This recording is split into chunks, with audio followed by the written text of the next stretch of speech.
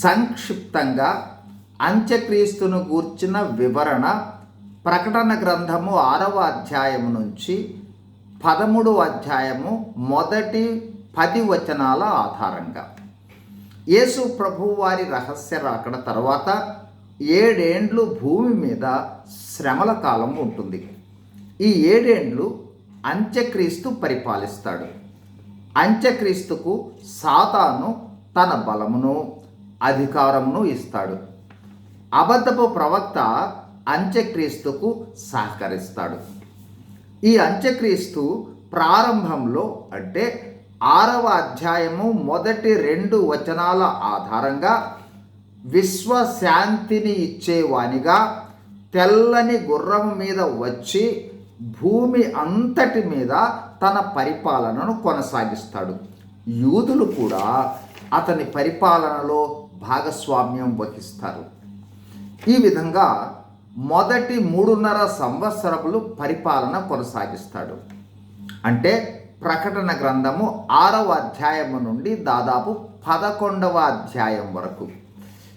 ఈ 7 ఏండ్ల శ్రమలలో మొదటి 3.5 సంవత్సరాల తరువాత అనగా 13వ అధ్యాయము మొదటి 10 వచనాలలో గమనిస్తే ఈ అంత్యక్రీస్తు లేదా క్రీస్తు విరోధి భిన్నమైన స్వభావము కలిగి పరిపాలన చేయటం ప్రారంభిస్తాడు.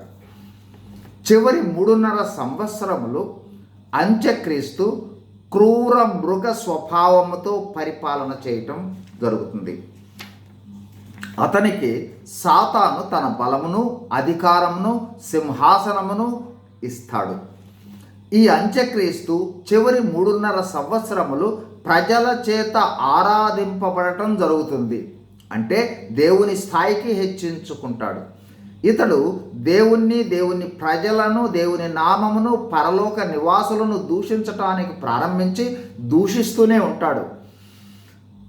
అంత్యక్రీస్తుకు పరిశుద్ధులతో అనగా దేవుని ప్రజలతో యుద్ధము చేసి గెలుచుటకు అధికారం ఉంటుంది.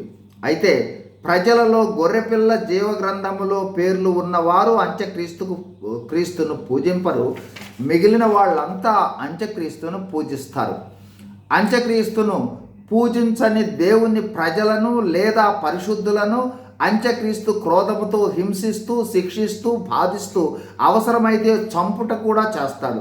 దేవుని ప్రజలు హతసాక్షులగుటకు ఇష్టపడతారు, కానీ అంత్యక్రీస్తుకు మాత్రం నమస్కారం చేయరు. ఇప్పటి వరకు మనం చూసినది చివరి 3.5 సంవత్సరాల మహాశ్రమలలో ప్రారంభం మాత్రమే. మిగిలిన వివరాల తర్వాత వీడియోలో